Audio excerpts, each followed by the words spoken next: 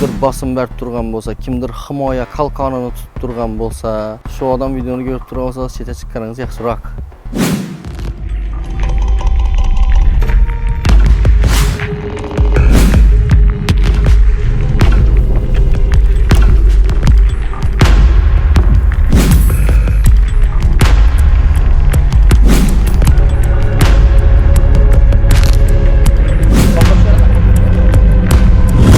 Faoliyamizda bir ulli bir balta urildi bizning mulklarga. Buni neyse uchun men 1,5-2 yildan beri men sudda qatnashaman, men davlat bojini to'layman. Bu odamni topib bo'lmaydi. O'zbekistondami bu odam? O'zbekistonda. Masalan, men oddiy fuqaroman. Men bilishim qiyin, masalan, kimnidir chatib yurgan. Lekin shu hozir men bilib turibman, bu operlar biladi, masalan, o'zi davlat xodimlari va boshqasi bor. Buni chatib yurganda masalan, yovni biladimi o'zi? Bu tarafdan buni gengligi, kattaligi to'liq ko'rinsin.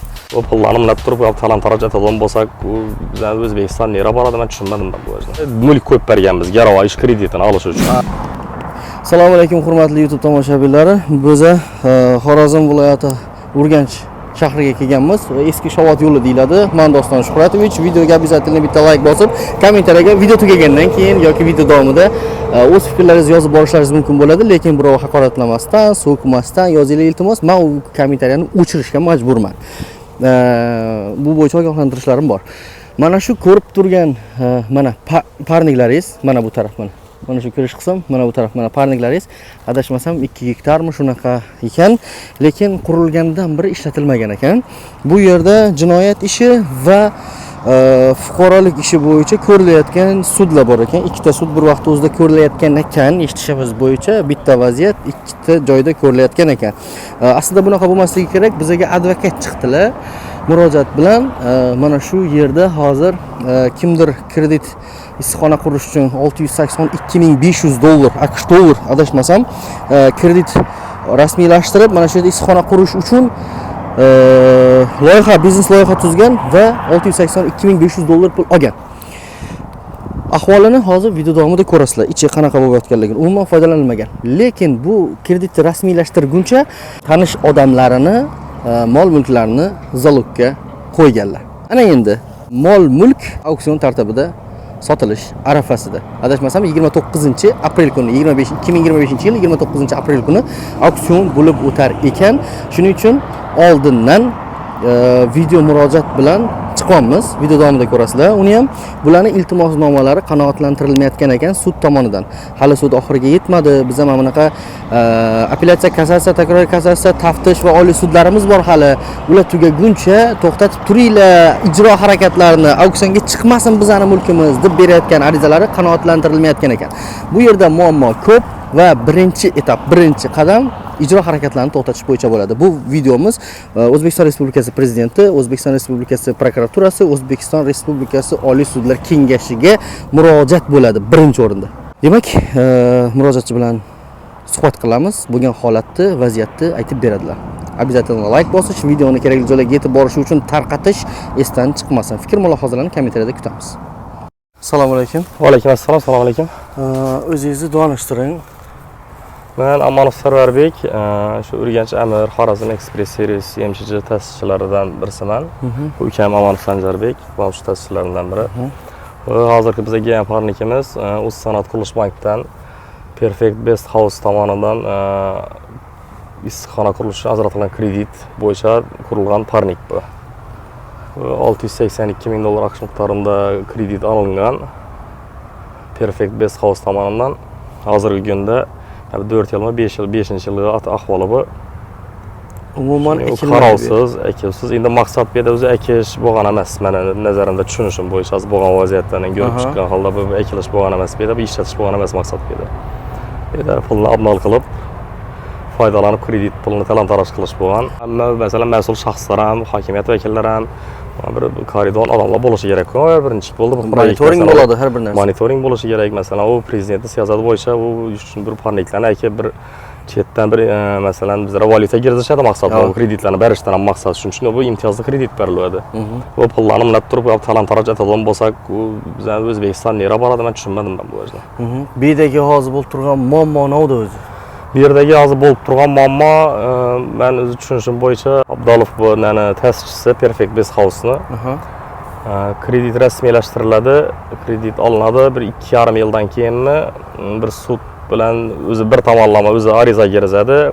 Unda Xitoy tabiiy qatnashmaydi baribir. Masalan, bu yerda iqtisodiy sudda berilib turibdi ariza. Menda tovar gamada deb nakladoylarni olib boradi. Tabiiyki, sud unda davosini qanoatlantirib beradi senda gamga. O'zi ikkinchi taraf yo'q axir shunda endi.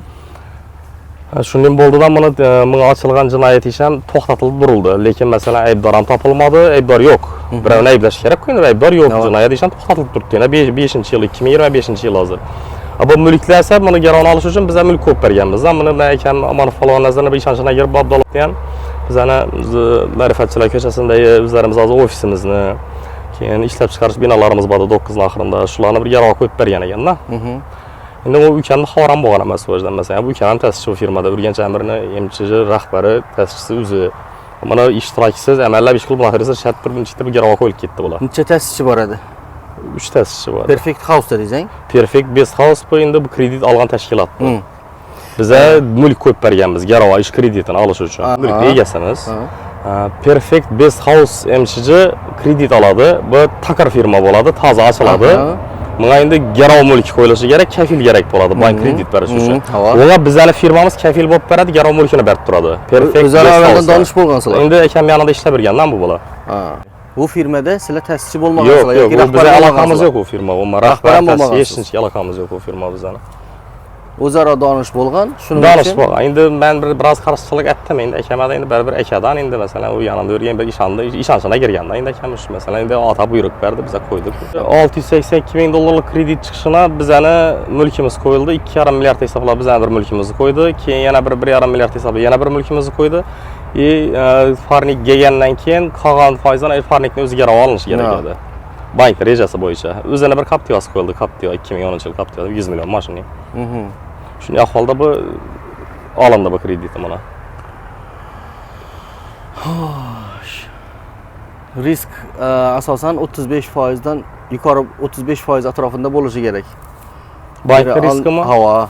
Bida olinayotgan kreditning miqdoridan 35% gacha yuqori bo'lishi kerak qo'yilgan zalog. Siz hozir olingan 682 ming dollardan tashqari ham yana undan tashqari 30% ko'proq zalog qo'yib bergansizlar dejek. 682 ming dollar masalan buni 50% ga hisoblaymiz deb kelishgan ekanlar ular bank bilan. Bu yerni o'zini qurilgandan keyin. Ava. Mana 50% ga hisoblaydi, qolgan 50% bizaniki bo'lganda. Tushunarli.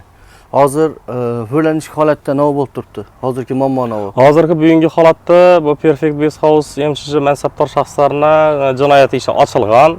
Hozir ham amalda, lekin to'xtatilib qo'yilgan. Necha vaqt bo'ldi? Bu men yozaman bir amalarni ko'rib beringlar, shunday narsalar bo'lib turibdi. Prokuratura yozaman, respublika prokuratura yozaman. Bu ijroga qayta boshlandi. Men xat keladi viloyat prokuraturasidan, ijro boshladik dedi. Meni chaqirmaydilar ham, mendan hech narsa so'ramaydilar ham. Ya 2 oydan keyin yana bir narsani biljak bo'lsam, vaqtincha to'xtatildi degan javob keladi. Keyin yana yozaman, 3 oydan keyin yana diklaydilar. Ma'lumotlar yetarlimas dedilar-da. Men bilmayman, sababni nima deb menga ko'rsatib berdilar. Viloyat prokuraturasida Alisher degan xodim bor edi. Alisher degan aytdim men. Bu Abdulbek dedi, sudning qarori bor dedi, 282 ming dollarlik tovarlarni gamin qilgan beradi dedi-da. Shu gapni aytdingiz, endi men qo'shimcha aytib o'taman. Men advokatingiz bilan gaplashgan vaqtimda tamojnidan tovarlar yetkazib berilganligi haqida ma'lumot bor ekan. Bundan keyingi narsani aytacakman. 682 ming dollarlik tovar yetmay keldi dedi. Men aytdim, "Nishatamiz buni" dedim. Alisher so'rab turibman. "Xo'p, bilish kerak bo'lsa Xitoyga bir nech chiqaring" dedim. Bir zapros so'rang dedim. Nechikdan yuborganlik ekan. U masalan, u Xitoylar ham bu katta u tadbirkorlar boshqasi bu undan turib aldab bilmaydilar dedim. Biz elchixona olib dedim. Zapros so'rab qo'yibmiz dedi, hali kelmadi dedi. 2 yil bo'ldi zapros so'rab qo'yamiz. Zapros kelmadi dedi. Keyin boshqa yo'llarni qidiradigan bo'ldimdan men tamojnidan respublikaga chiqdim, boshqatdimdan bu haqda ma'lumotlarni oldim men masalan. Tamojnidan ma'lumotlarni olsam, tamojnidan xatlar ham mavjud menda. 100% tovar kelgan, bu Qizil yo'lakdan kelgan ekan, o'zim Qizil yo'lakdan kelgandan keyin obzatli tovarlar kelganda birma-bir tekshirilib, bormi? Ha, bor. Men Abdul bo'lsa o'zi shaxsan ko'rib, men qo'l qo'yib, 100% tovarlar kelganda aytib turibdi-da. Bir shubhali bir tarafi bor-da buni masalan. Xo'p, tovarlari kelmagan ekan. Necha 2,5 yildan keyin aytadi, meni tovarlarim kelmadi deb sud aytdi. U uyushtirildi-da, unga masalan kimdirlar yordam berdi deb o'ylayman. Bu meni uyushtirilishi uchun, buni tergovni to'xtatib, bundan bir javobgarlikdan ozod bo'lib turish uchun. Hozir boladan maqsad nima? Bizning mulkimiz yana bugungi kunda auksionga chiqib turibdi. 29-aprelda o'ynalishi kerak. Yani ber uchun garov qo'yib turgan. Biz sudlar har xil narsalarni aytib ko'rdik, bu bizning namiz o'tmadi gapni qisqasi. Bir oylik bo'lsa ham to'langanmi kredit? Yo'q. Buni inkasso qilib turib bizning shotdan yechib olingan. Bu umuman pul to'lagan emas bu.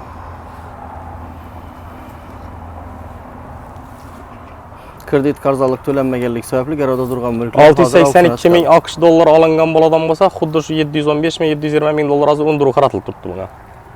Javobgarlik. Yana kafilanman bo'lib turibman, sherik javobgar bo'lib, menga dan qaratilib turibdi. Bu javobgarning o'zi bir sud ham qatnashgani yo'q. Buni neyse uchun men 1,5-2 yildan beri men sudda qatnashaman, men davlat bojini to'layman. Bu odamni topib bo'lmaydi. O'zi O'zbekistondami bu odam? Bu O'zbekistonda yurtda boshqa qurilish faoliyatlarini aytib turibdi. Hozir Maksim Gorkiy maktabi hamda yana qurilishlarni aytib turibdi. Endi o'zini odamda hech narsa qo'ymaydi. Hozir endi masalan men oddiy fuqaroman. Men bilishim qiyin masalan kimnidir chatib yurgan. Lekin shu hozir men bilib turibman, bu operlar biladi masalan o'zi davlat xodimlari va boshqasi bor. Buni chatib yurganda masalan yovni biladilarmi o'zi? Loyiha bo'yicha issiqxona nechalim kvadrat joyda yoki sotik gektarda qurilishi kerak edi? Endi dostona buni loyiha bo'yicha men o'zim qiziqib ko'rdim. Bankda hamma hujjatlarni menga bermadilar. Shunda endi sen 3-shaxssan dedilar menga. Shundan bir qo'lga kiritib qaragan hujjatlarimga qaraganda 2 gektar yer parnika pul ajratilgan, 2 gektar qurilishi kerak edi. Bu yerni o'lchab net ko'rdim, bu 2 gektar emas hozir qurilgan joyidan o'zi. Bu yer 2 gektar emas. O'g'ri. Lekin 2 gektar deb ajratilgan pul. 2 gektar parnikni o'zlariga bo'lishi. Biz hozir o'rtasidan kirib duribmiz axir beradi, to'g'rimi? Bu hozir kamerada ko'rinib turgan joydan yana shunchalik van tarafda bor. Buni hozir yana bir narsa aytamasa bo'lsana, bu bir parnik bo'ladigan bo'lsa 682 ming dollar olingan. Bu o'zi shuni bir biznes etib olibdi ekandan bu O'rtaq Abdolov. Buni yanimda yana bir parniki, Bam Abdolovniki. Mana shu firma deydi, buni yanimda. Faqat shu loyiha bo'yicha ajratilib yangi tamojidan gelmin kaldı, gerekli özellikler panikte durupmuz bize. Bu banklarning bir siyosatini tushunmadim. Masalan, bankda yana bu arka bankdan birinchi parnikni buni oladi. Muammolar nega tushib qoladi, to'lab bilmaydi. Promstroy bank biladi. Bilib turgan holda ikkinchi parnikda men yana kredit beradi bunga. Axir KTMsida muammoli shaxslar qatoridan tushadi. Bunda bank bilan ham bir Çıktır bir can aydıl biriktirgen diyen gumonim ben bana. Bank o'zini o'zi bermasligi kerak edi. Meni masalan menga kafilat qo'yibdi, men menga kafil bo'lib bilmasligim men bank biladi. Menga kafilat men talab qo'yibdi. Kredit shartnomasida boshqa odam kafil bo'lishi kerak edi. Chap meni kafilat o'tirib berdilar, uni bilmayman men. Siz unga kafil bo'laman deb aytmagansiz yoki kredit shartnomasi 2020-yil iyunida tuzilgan bo'lsa, buni krediti 2000 shu yilni noyabr oyida chiqadi. Ben noyabr ayında kafilat kirizib beradilar. Lekin kredit shartnomasi iyunda tuzilgan. Iyundagi kafil va u kredit shartnomasini o'zgartirish bo'yicha talablar bor. Masalan, o'zgartirajak bo'lsa tomonlarni chaqirib, shuni o'zgartirishi kerak uni. Siz kafillikka roziman deb qo'l qo'yishingiz kerak. Endi akam qo'l qo'yib bergan shu an kafil bo'lib. Firma nomidan. Firma nomidan. Siz qo'ymagansiz? Yo'q. Lekin siz odingiz turibmi? Endi firmada ta'sischilik kim bor u? Shuning uchun turibdi. Ekingiz firmada kim bo'ladilar? Rahbar edi. Ha, ularniki o'tadi. To'g'ri. Demek 682 ming dollar sizlarga tushib turibmi shunda sizlarning firmaga? 682 ming dollar sherik javobgarda. Faqat bizning mulklarimizga qaratilib turibdi. U Abdolovning hech qanday mulki yo'q. Bera qo'yiladigan. Buni o'ziga qaratilgan. Bu Abdolovning o'zining mulki deb hisoblab bo'lmaydi. Shunda kreditga kelib, kreditni bu bam ichki ahvoldagi narsa bu. Bu göz boyamasalik adana qurilgan vajga. Masalan, parniklarni ko'rib yurgan bo'lsangiz kerak, masalan, ishlab turibdilar ichki ahvolda bu tashlandiq narsa bu. Parniklar agregatlari bo'ladi. 300 ming dollarni prosta yirtib tashlagan narsadan bu, yani bu arend tarafda o'zi 300 ming dollar daromad shu 300 ming dollarni bir de yirtib tashladi yani. Sug'orish sistemasi gidroponikali parnik bo'lishi kerak edi bu. Isitish moslamalari bo'lishi kerak. Bir de görüşümüz bo'yicha, hozir görüşümüz bo'yicha katyolları neleri yo'q. Prokuraturadan sorasam bir vagonchikda damir dursaklari bor dedi. Men navliqran bilaman, tushunman dedi. Prokuratura xodimlari aytdim, "Specialist natish kerak. Buni shatib aniqlaymiz bu narsani." Aytdim, prokuratura bir yengil qaror berdi. Tergovda mutaxassislar qatnashishi kerak.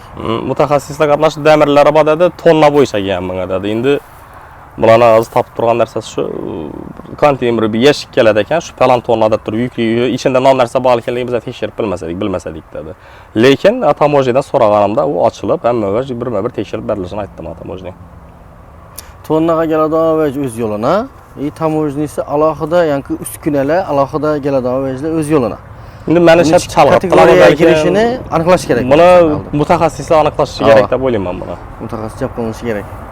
Hozir siz sherik javobgar bo'lib turibsiz. Sherik javobgarman. Sherikingiz Abdolov. Abdolov sherikim. Bu o'zining faoliyatini aytib, men hozir yurtda dinchqana, yeshin chiqman kallari ham yo'q, sudlar ham qatnashmaydi, gamidan bu hech narsa ish yo'q odamda. Nav so'raysiz, kimdan so'raysiz? Masala bo'yicha. Men shu masala bo'yicha respublika mansabdor shaxslardan shu bir nazorat etishlarini so'rayman-da. Ana shunda endi bu davlatimizning puli.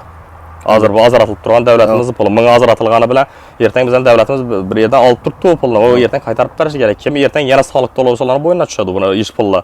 Bunday narsalarga ko'z yummadan bo'lsak, bir sana yumsak, ikki sana yummadan bo'lsak, bizning shu xalqimiz ko'ri soliq to'lab shunday ahvolda o'tib ketaveradi buni. Bu xalq farovonligini o'ylab turibdi prezidentimiz.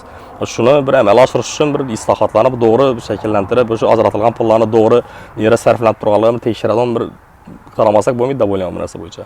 Tushunarli. Bu vajh bo'yicha, bu holat bo'yicha ko'radigan mansabdor shaxslar dedingiz. Bu narsa bo'yicha hozir hamma qarashi kerak o'zi aslida. Aslında. Hamma qarashi kerak. Bunga hokimiyat ham qarashi kerak, prokurator ham qarashi kerak, hamma qarashi kerak bunga.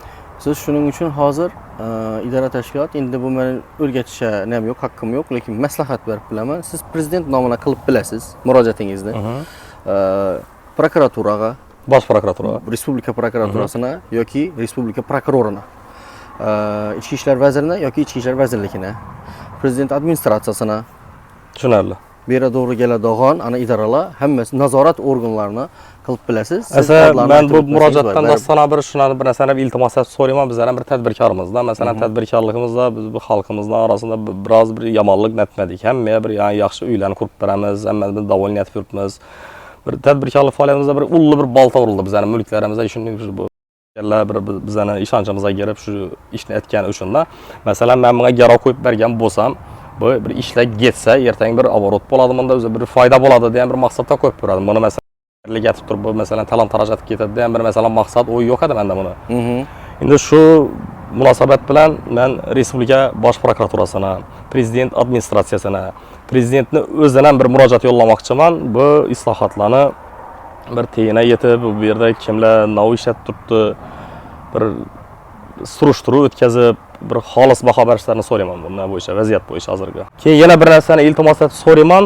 Bu hozirgi vaziyat bo'yicha bu ish tergov harakatlari, jinoyat ish ochilgan shu delo bo'yicha oxirina yetib, jinoyatchi, aybdor topilmayincha meni mulkimga qaratilgan auksion savdolarini to'xtatib turishlarini iltimos qilaman men. Sababi men aybdor emasman bu yerda. Bu aybdor topilsa, aybdor o'zi javobini beradi buni bo'yicha, vaziyat bo'yicha. Shu bo'yicha aybdor topilincha bir auksion savdolarini to'xtatib turib, aybdorni topishga bir qattiq kirishlarni iltimos etaman men. Siz yana aytib o'tdingiz, men ijroni to'xtatib turish bo'yicha sudda iltimosnoma kiritganman, lekin rad qilingan dedingiz. Rad qilindi. Men Respublika Oliy sud kengashidan ham shuni so'ramoqchimanki, masalan, shu sudlar bo'ldi, bu bo'yicha ishlar bo'yicha Abdulovning o'zi shaxsan bir sanam qatnashgani yo'q, hammasida davlat bojlarini to'lab turib, bizning firma orqali bir maqsad bo'lgani yo'q bu davlat bojlarini to'lab qatnashish. Biroz men go'shim ham qolmadi endi boshqa davlat bojini to'lagidin. Sudlarning hammasida iltimos etib keldim, bir jinoyatchi topilib, bu ish yakunlanmayincha menga qaror chiqarmang, bir iltimosnoma bildirib turdim. Bu qarorni mulkka qarashni belgilatdim, during buni kutalik, buni ijro chiqarmang dedik. Bu bizning da'volarimiz, arizalarimizni hammasi rad etilib keldi. Bir ham qanoatlantirilmadi bu bo'yicha. Sud tomonidan. Iltimosnomalarimiz. Endi shu bo'yicha Oliy suddan bir iltimos kiritamiz. Bu vaziyat bo'yicha bizani shu sudlarimizni nazorat etishlarini so'rayman men. Agarda yana bir sud bo'ladigan bo'lsa, keyingi sudlarimizda albatta shu video kuzatuv, ovozli konferensiya shuni nimalardan foydalangan holda ertangi ovoz yozish vositalaridan foydalangan holda o'tkazilishini so'rayman. Shu yerda aytib o'taman, hech bir sudya sudlanuvchi taraf yoki aybdor yoki da'vogar tarafni iltimosnomalarına binoan video yoki audio yozib olaman desa rad qilishi mumkin emas. Hech bo'lmaganda qisman qanoatlantirishga majbur. Bu majburiyat bu narsa. O iltimosnoma kiritdik. Men halataman hammasini da o'lmaydi sudya. Eldindan kirgizib qo'yish kerak iltimosnomani. Hech bo'lmasa qisman qanoatlantirganda audio yozishga ruxsat beradi. Qisman qanoatlantirsak ham. Endi audio ham yetarli bo'ladi bizlar. Audio ham yetarli bo'ladi. Chunki bu yerda boshida aytiladi, men falan kasb sudya, falan kasb kotibligida da'vogar falanchi, javobgar falonchi deb aytiladidan sud jarayoni boshidan oxiriga video yozuv bo'ladi. Bu narsa sizda saqlanib turadi. Agar shu yerda nechtir kasyak bo'lib, noqonuniy harakatlar bo'lib, sizni eshitmasdan faqat bir tomonlama ko'radigan bo'lsa, u sizga asos bo'ladi.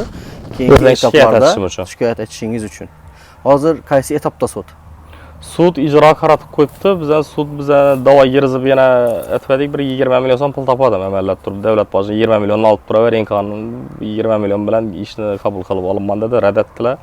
Endi hozir meni mablag'im ham qolmadi, imkoniyatim ham qolmadi, boshqa sudda da'vo yirizib bilishdi. Mendan davlat boji so'raydi hozir. Davlat bojisiz ko'rishni ham iltimos qilsa bo'ladi. Davlat bojisiz ko'rishni men shuni iltimos etib turib 20 million pulim bor deb turib to'lamadim men. Uni amali qaytarib berganlar yo'qmi? Sud qaysi etapda deganimda, yana buni nazarda tutdim. Qaysi sud ko'rdi? Qaysi instansiya sud ko'rdi? Hozir soddaroq aytaman. Apellyatsiya berdingizmi? Bundan sonra berishim kerak edi mana. Birinchi sudda bo'ldi, norozisiz. Уже apellyatsiya tayyorlab, apellyatsiya berdingizmi? Hozir apellyatsiya ham berdi, yo 3 sud ko'rdi. 3 sudya ko'rib o'tiradigan ham ko'rdi bizani. Apellyatsiya. Keyin taftish tartibida ko'riladi. Undan keyin taftish ko'rmadidan avval to'xtatib qo'ydi uni. Qaror chiqarib qo'yardi uni ko'rmadiz deb. Undan keyingisini hozir berilib turibdi. Tafsirdan keyingi. Dassana masalan men o'zimdan kelib chiqib aytaman-da. Shunday vaziyat bo'ldi. Xo'p, men kredit oldim, parigin etdim, chiqtir tovarlarim gamin qoldi. Men yer ajratildi. Endi meni yerim ağa. Tayyor. Dim bo'lmaganda masalan qishda foydalanib bilmasam yozda ekaman men bu yerni. Buni ahvolini qarang bu yerni. Dim bo'lmaganda yorincha ekaman men bu yerda. Men ajratilib turibdi-ku bu yer. Men tashlandik bo'lib qolishina sabab bu egasini ham qiziq yo'q axı buni. O'zim maqsad bu yerdan foydalanish, bu yerdan ekish bo'lgan emas buni. O'yin bo'lganda bu yerni sal bir obodonlashtirib qo'yadi. Dim bo'lmaganda yana bu g'o'shlarni ekanlarni o'rib tashladi. Tagizda bir porядочный etib qo'yadi. Bu yerda hozir kim masalan keladi, bir simini o'g'irlab ketadi, bir ayoy kelib turib bir damirni o'g'irlab ketadi. Kim bu yerni kontrol qiladi? Kim qaraydi? Biz hozir girdik. Hech kim qaramaydi. Qarovsiz joy bu. Endi qabristonni yana bir qilib o'tibdi bu yer.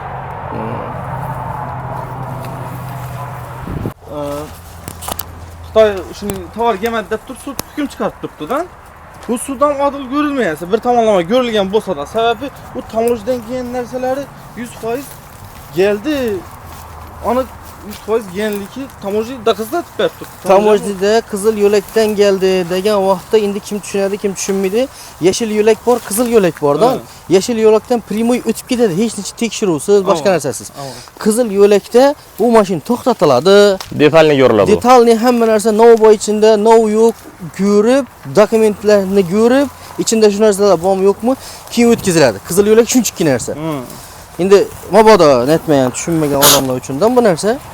Yana oyoq tendagi narsalarga qarating, bu vajlari o'sib yotgan qamushlarga qarang.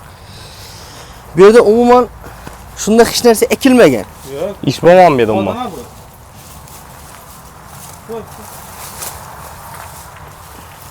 Bu yerda bir endi chorva yo'rib oladigan bo'libdi-da bu yer.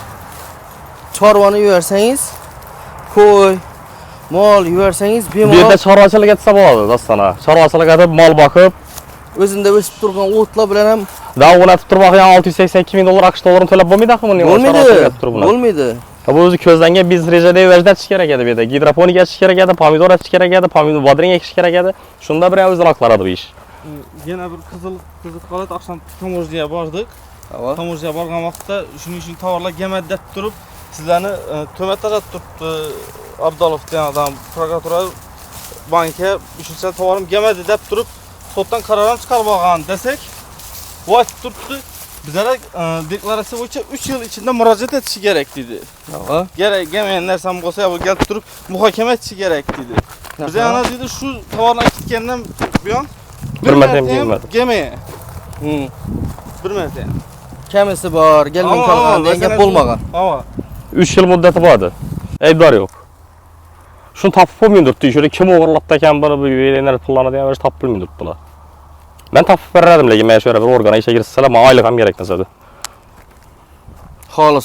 Xolisona o'zim bir yordam berardim. Davlat uchun. Ina ahvol.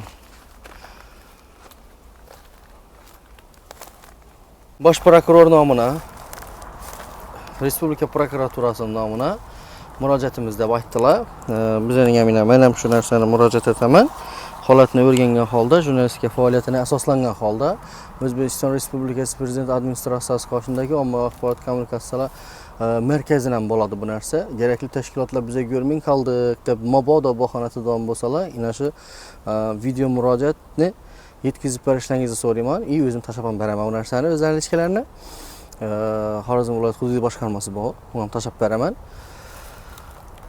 Ko'rib turibsizlar, yana prezident administratsiyasini mening murojaatim, yana ko'rib turibsizlar, ahvol. Nidadir birov velosipedi yo'qolsa, izidan topib boradilar. Qaysidir kamerani ko'radilar, birov ko'rib qolgan bo'ladi, asoslanib borib qaraydilar. Bu yerda shunchalik milliardlik narsa yo'qqa chiqyotir. Durgan seni yo'qqa chiqyotir. Yo bu yana ko'rinib turgan vaj, bu eng achinarli ahvola qarang buni. Ko'rinib turgan vaj, bu yo'qqa chiqatir, shu ko'z yumush. Shunchalik katta narsa. Yana katta miqdorda pul. Agar bu yerda kimdir aralashgan bo'lsa, balki menning katta ishda kattaroqlikka aralashadi. Aralashgan bo'lsa, kimdir bosim berib turgan bo'lsa, kimdir himoya qalqonini tutib turgan bo'lsa, iltimos shu odam videoni ko'rib turgan bo'lsa, chetga chiqqaningiz yaxshiroq. Iloji boricha tergov surishtiruvini respublikaga aralashib, nazoratida qo'yib turadigan bo'lsa, nazoratdan aralashadigan bo'lsa, ana keyin qalqon tutib turgan odamingiz ham sizni sotib berishi mumkin. Unga hech kim qalqon tutib bilmaydi-ki. Qalqon tutib turgan odamimiz ana. Tutib bilmaydi. Vaqtida bu narsani kim aybdor, kim javobgar bo'ladigan bo'lsa, o'rgangan yaxshi. Oldindan aytib o'taman. Mabodo shu videomiz chiqqanidan keyin ham endi mana hozir pagoda analizimdan bir narsa, bu yerda katta pul bor. Shuning uchun avvalam praktikalarimdan kelib chiqib, katta pul aralashgan joyda video murojaat etib chiqqan murojaatchiga nisbatan yoki bosim yoki davlina navdir bo'ladi-da. Shuni oldin olish maqsadida aytib turibman bu narsalarni. Vaziyatni og'irlashtirmasliklaringizni tavsiya etaman men. Faqat jinoyat qilgan odam topilsin. Bula bo'lsa, bula isbotini ko'rsating. Men shu narsani yana dashi yoritayin. O'zbekiston Respublikasi Sudyalar Oliy Kengashidan murojaat bo'ldi. Sudyalar Oliy Kengashi bularni berib turgan murojaat iltimosnomalarini ko'ra nazorat olishlaringiz iltimoslarini so'rab qolamiz. Chunki bularning iltimosnomalarini bularning hozir ishlarini ko'rib turgan sudlar tomonidan rad etilib turganligini aytib turibdilar. Bu narsalar bayonnomalardan ham keltirilgan. Shu narsani keltirilgan bo'lishi kerak, shart u narsa. Chunki sud jarayonida nav holat bo'ladigan bo'lsa, javobgarmi, da'vogarmi, navdir hujjat taqdim qiladimi, gap aytadimi, hammasi bayonnomaga yetib boriladi. Bayonnomalardan ham bo'ladi bu narsa. Siz qaysidir hujjati bergansiz, rad etildi degan narsalar bo'lsa, bu bayonnomada uni ham o'rganishlaringizni so'raymiz. Sudyalar Oliy Kengashidan, Oliy suddan. Demak, shu holat bo'yicha aytib o'tganimizdek, yuristning o'zi tushuntirib bergani boshqacha dedik. Yana shuning uchun yuristni o'zlari bilan suhbat etamiz. O'zlari aytib beradilar, holat nechik bo'ldi, nechatish kerak o'zi aslida, nida xatolik bo'lib turibdi, nima bo'yicha ariza berib turibdilar. O'zlari aytib beradilar. Assalomu alaykum. Assalomu alaykum. Avvalambor, demak, men hozir beradigan tushuntirishim Urganch tumanlararo fuqarolik ishlari bo'yicha Urganch tumanlararo sudi tomonidan qabul qilingan hal qiluv qarori, shu hal qiluv qarorini ko'rib chiqish jarayonida yo'l qo'yilgan qonun buzish holatlari bo'yicha bo'ladi. Endi boshidan aytib beradigan bo'lsak, demak 2021-yilda Urganch tumanida joylashgan Perfect Best House nomli MCH hisobiga issiqxona gidroponika uchun kredit mablag'lari ajratilgan.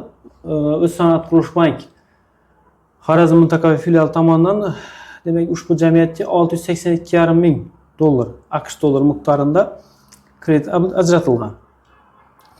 Ushbu kreditdan ko'zlangan maqsad demak gidroponika usulida issiqxona qurish, o'shundan daromad olib, foyda ko'rib, davlatimiz rivojini o'z hissasini qo'shib olgan. Endi 2021-yil kredit ajratilgan bo'lsa, 2021-yilning o'zida noyabr oyida bu firmaga, demak bu jamiyatga Xitoy Xalq Respublikasida demak boshqa Xitoy Respublikasidan issiqxona uskuna olib kelingan. Keyin 2022-yilda bank tomonidan monitoring o'tkazilgan. Bank tomonidan o'tkazilgan monitoringga ko'ra, demak kamomat aniqlangan.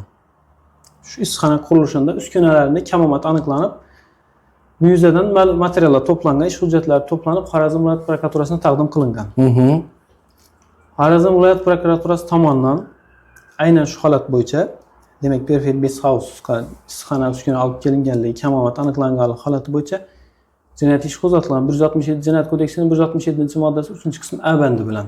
Demak, juda ko'p miqdorda mablag'larni o'zlashtirish jinoyati bo'yicha.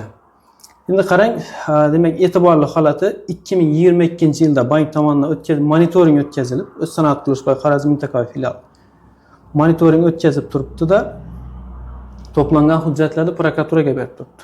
Prokuratura tomonidan jinoyat ishi qo'zg'atilib turibdi. Shu holat 2022-yilda e'tibor bering. 2022-yilda jinoyat ishi qo'zg'atilgandan keyin 2023-yilga kelib, iyun oyiga kelib, oradan taxminan 8-9 oy o'tib, aynan o'sha bank, O'z sanoat qurish va Xorazm mintaqaviy filiali aynan shu qarzdorlik, aynan bir javobgarlik masalasi. O'sha 2021-yilda ajratilgan kredit qarzdorligini kelib chiqish masalasi bo'yicha Xorazm viloyat prokuraturasiga ariza berib, jinoyat ishi qo'zg'atilganligini o'z da'vo arizasida ko'rsatmasdan, fuqarolik ishlari bo'yicha Urganch tumanlararo sudina kredit qarzdorligini undiruvni garov mulkiga qaratish bo'yicha murojaat qilgan da'vo ariza bilan. Hali jinoyatchi aniqlanishidan oldin. Jinoyat ishi tergov harakatlari davom qilib turibdi.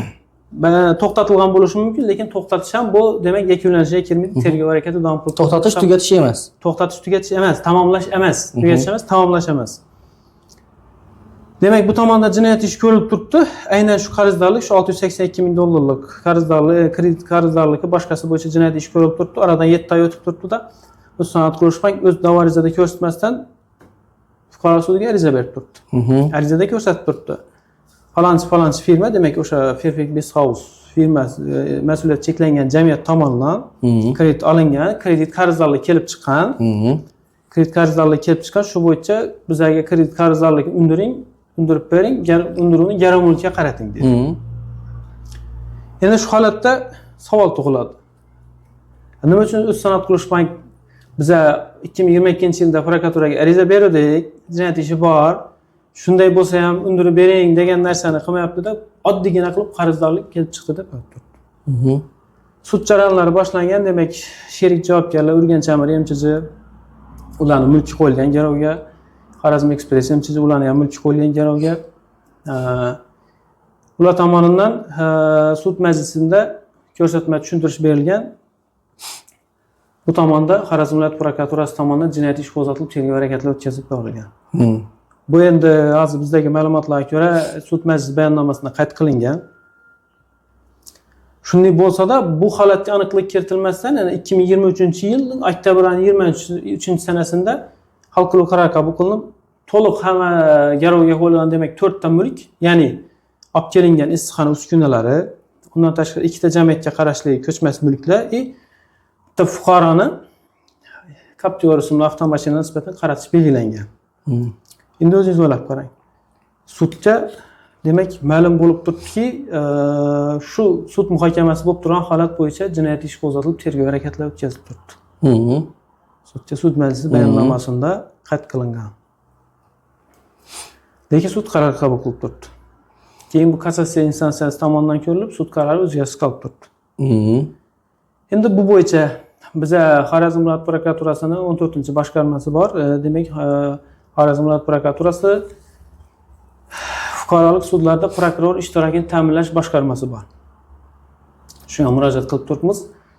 Murojaat qilib holat bo'yicha, demak, sud qarorini noqonuniy qabul qilinganligi, asosiy qonun buzish holati ro'y berganligi bo'yicha murojaat qilib turibmiz. Ilova hujjatlar taqdim qilib turibmiz. Demak, bank tomonidan berilgan shikoyat xati bor Respublika prokuraturasiga, unda ko'rsatilgan. Aynan shu holat bo'yicha monitoring o'tkazilib, to'plangan hujjatlar yuborilgani, u hujjatlar bo'yicha jinoyat ishi qo'zg'atilgani, jinoyat ishi bo'yicha bir necha marotaba to'xtatilib, qayta tiklanganligi holat umumiy tartibda shikoyat xati berilgan. Shularni keyin berilgan javob xatlarini ilova qilgan holda biz berib turibmiz. Shikoyat qilib. Hurmatli prokuror, hurmatli shu 14-boshqarma xodimlari, munosabat bildiring. Mana sizga biz sud qarorini noqonuniyligini bo'yicha murojaat qilib turibmiz deb murojaat qildik. Bu bo'yicha tushuntirish ham yozib berdim. Tushuntirish endi soddaroq tilda nimani aynan biz so'rayotganmiz. Biz so'rayotgan narsa aynan bir taraflar, aynan bir javobgarlik masalasi, aynan bir javobgar, aynan bir qarzdorlik, umumiy olib qaraganda aynan bir javobgarlik masalasi bir organ, tergov organ tomonidan muhokama qilinib turgan paytda boshqa, demak, fuqarolik prosessi, iqtisodiy proses, ommaviy ma'muriy, kerak bo'lsa huquqbuzarlik bilan bog'liq holatlar agar bir-biriga uzviy bog'liq bo'lgan holatda boshqa proseslar to'xtab turishi kerak. Demak, Fuqarolik protsessual kodeksining 116-moddasida bu to'liq ko'rsatib o'tilgan. Endi Mana bog'liqlik tomonini aytadigan bo'lsak, demak, jinoyat ishi bo'yicha keyinchalik dalillar yetarli bo'lib, ushbu dalillar bilan demak, aybdor shaxslar aniqlanib, ular javobgarlikka tortilib, zararni qoplash masalasi hal qilinadigan bo'lgan taqdirda bu fuqarolik sudi bilan chiqargan qarori ijro harakatlari bilan o'rtada qarama-qarshiliklar, ziddiyatlar, ortiqcha ovoragarchiliklar to'g'ridan-to'g'ri kelib chiqadi. Chunki qarang, agar javobgar bo'ldi masalan, endi bir keyinchalikda qonunchilikda dalillar yetar bo'lsa javobgar bo'ladi. Javobgar bo'ldi. Javobgar bo'lgandan keyin zararni qoplash masalasi ko'riladi. Zararni qoplagan taqdirda. Xo'p, hal qilish qarori bo'yicha auksionda mol-mulklar sotilib ketsa-yu, undan keyin aybdor shaxs tomonidan zarar qoplangan holatda nima bo'ladi? Zarar qopla, u pulni kim oladi keyin? U pul kimga keladi? U garovga qo'ygan mulkka qanday qaytariladi? Shu joylarda juda ko'p chalkashliklar kelib chiqadi. Aynan qonunchilik shu narsani inobatga olib to'xtatish masalasini qonunchilikka kiritilgan. Endi biz murojaatimizga keladigan bo'lsak, biz 14-boshqarmaga murojaat qilganimizdan keyin bular bizga javob xati bergan. Javob xatida endi biz so'raganmiz asosiy urg'uni, asosiy e'tiborni aynan bir masalani, aynan bir holatda ikki joyda muhokama qilinganligiga munosabat bildirishni so'raganmiz. Lekin bizga shunday tartibda javob xati berildiki, javob xatida aynan mana ko'rsatilgan, shu sud ko'rib qanday tartibda ko'rib chiqilganligi, qaysi mulklarga undiruv qaratilganligi, davlat boji hammasi sud qanday o'tkazilganligi, fuqarolik protsessual kodeksida jaro mulkga qaratish, bu bilan bog'liq qonunchilik bizga tushuntirish berilgan. Javob xatida endi kelib turib, mana fuqarolik bu prosesning ichidan yana boshqa bir proseslar ham bo'lgan, ularni ham tushuntirish berib o'tib ketib, aynan oxirida mazkur holat yuzasidan viloyat prokuraturasi tomonidan 2022-yilda mana jinoyat ishi qo'zg'atilganligini ham bizga ko'rsatib turibdi. Aynan o'zi berib turgan javob xatida aytib turibdi shu narsani. Aynan shu holat bo'yicha oxirida o'zi jinoyat ishi qo'zg'atilganligi haqida biz aynan shu holat bo'yicha munosabat bildirishni so'raganmiz. Shu holat bo'yicha, lekin ular bunga munosabat bildirmasdan bizning murojaatimizni rad qilgan. Siz tomoningizdan jinoyat ishlari bo'yicha sud tergov bo'lib turganligini bu hozir fuqarolik ishini to'xtatish to'g'risida iltimosnoma kiritilganmi? Endi bu proseslarda men bo'lmaganman. Men endi bu kassatsiya instansiyasida ko'rilgandan keyin demak urush hujjatlari bilan tanishib, shu holat bo'yicha munosabat bildirish bo'yicha shikoyat qilganmiz. Bir masala bo'lib turibdi. Endi bu hozir bizlarda Urganch Amir Express demak jamiyatlarni moddiy tomondan imkoniyati bo'lmaganligi sababli davlat boji masalasi bor bu yerda. Qonun buzish holati bor, yaqqol ko'rinib turibdi. Shunday bo'lsa, davlat boji to'lab demak taftish shikoyati berishga, o'sha davlat boji to'lanmaganligi sababli biz davlat bojini kechiktirish so'rab, fuqarolik protsessual tartibi qonun kodeks tartibida so'rab iltimosnoma bilan taftish shikoyat topshirganmiz, biroq sud tomonidan bu rad qilingan, bir necha marotaba rad qilingan. Arizamiz qaytarilgan, demak shu davlat boji to'lanmaganligi sababli kechiktirib turishga iloji yo'q degan mazmunda qaytarilgan. Siz hozir iltimosnoma berish uchun davlat bojini to'lab, sudga arizani oldin berishingiz kerak, keyin iltimosnoma berasiz. Hozir agar shunday bo'lib turibdi, bizda davlat boji bilan demak sudga ariza topshirilib, ish ko'rib boshlangan yoki shu ariza bilan birgalikda ish yuritish, to'xtab turish, davom ta'minlash choralari, ijro harakatlarini to'xtatib turish bilan bog'liq iltimosnomalarni biz kiritishimiz mumkin. Shu tartibda bo'ladi. Siz hozir kimdan nomini so'raysiz yoki nish taklif berasiz? Nish bo'lgan taqdirda bizda to'g'ri bo'ladi dedi. Bizda ish hujjatlari demak amaldagi qonunchiliklardan kelib chiqib, viloyat prokuraturasining 14-boshqarmasidan so'raymiz. Demak, bir holat ikki joyda muhokama bo'lganligi, jinoyat ishi bo'yicha tergov harakatlari o'tkazib turgan bir javobgarlik masalasi bo'yicha, demak jinoyat ishi bo'yicha jinoyatga bevosita aloqador bo'lgan ashyoviy dalillar, keyin garov mulklari, boshqa holatlar bo'yicha shu mulklarga qaratish bo'yicha hal qilib qaror qabul qilinganligiga munosabat, ya'ni bir holat bo'yicha ikki joyda muhokama bo'lganligi holati bo'yicha munosabat bildirishni so'raymiz. Bu bo'yicha demak viloyat sudi, respublika oliy sudidan ham bu holatga munosabat bildirishlarini, agar qonunchilikda belgilangan tartibida davlat bojini kechiktirib turgan holda bizdan demak shu taftish shikoyatini qabul qilishlarini so'raymiz. Chunki endi bir holat bizada bir achinarli holat deb men hisoblayman. Qonun buzilish holatini bilsang ham davlat boji to'la olmasang bunga shikoyat qila olmaysan degan bir holat bo'lib turibdi-da. Hozir qila olmayapmiz-da biz shu narsani. Aynan biz o'zimiz bilan bog'liq holatda boshqalarga bir munosabat bildirmoqchi emasman. Aynan bizada shu ishimiz bo'yicha hozir davlat boji to'lanmaganligi sababli yaqqol ko'rinib turgan qonun buzilish holatini biror bir sud tomonidan munosabat bildirish imkoniyati bo'lmay turibdi. Bu vakolat prokuratura to'g'risida qonunda ko'rsatib o'tilgan, demak fuqarolik prokuror tomonidan fuqarolik sud ishlari bo'yicha chiqarilgan hal qiluvchi qarorlarga nisbatan agar noqonuniylik aniqlangan taqdirda unga munosabat bildirishi, uni bekor qilish, o'zgartirish bo'yicha protest keltirish huquqi bor. Endi bizning fikrimiz bo'yicha bu dalillar to'liq yetarli. Chunki bojxona boshqarmasi va sanoat qurilish bank tomonidan berilgan ma'lumotlar bu to'liq tasdiqlaydi. Demak, bojxonadan o'tgan yuk hujjatlarida qonun buzilish holati yo'q degani bu yuklar to'liq yetib kelganligini bildiradi. Bu bizning fikrimiz, bizning vajimiz. Bank tomonidan to'liq garovga olinganligi, garov hujjatlarida qonun buzilish holati yo'q, o'z kuchida turibdi. Demak, bojxonadan o'tib garovga qo'yilgan mulkni kelmagan deyish bu asosida deb hisoblaymiz. Tergov organidan tegishli tartibda huquqiy baho berishini, yetkazilgan zararlar undirishini, mana bu hozir zarar ko'rayotgan tadbirkorlarga amaliy yordam berishlarini so'rab qolamiz. Demak, yuristda yuridik jihatdan tushuntirib bergan gaplar tushunarli bo'ldi degan umiddamiz. Shu holat bo'yicha nazorat qilinishini va bizlarga hozir so'ralib turgan javoblarni berilishini so'raymiz. Tugatamizmi? Tugatamiz. Sog' bo'ling, salomat bo'ling.